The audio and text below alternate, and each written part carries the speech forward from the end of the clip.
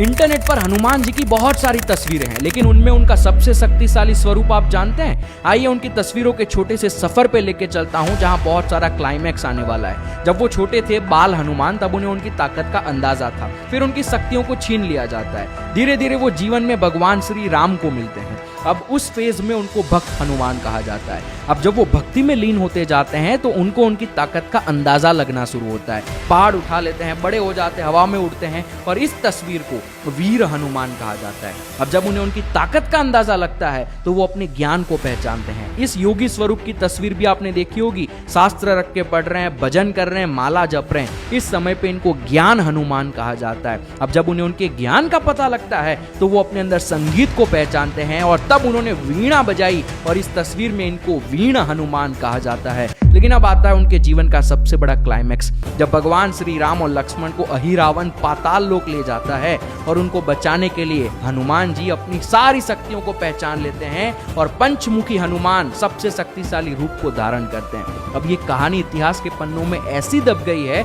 कि जिसे हम जान ही नहीं पाए कि कैसे वो अपने अवचेतन मन में जाकर अपनी ताकत को पहचान रहे हैं। ये एक स्पिरिचुअल प्रोसेस है, इसको जानना जरूरी है। रिसेंटली बस एक लीजेंड ऑफ हनुमान जो हॉटस्टार पे है, उसमें मैंने देखा, इसको दिखाया गया इतने अच्छे से कि ना पूछो। लेकिन यह है हनुमान जी के जीवन के क्लाइमैक्स और उनका जीवन। शिवम।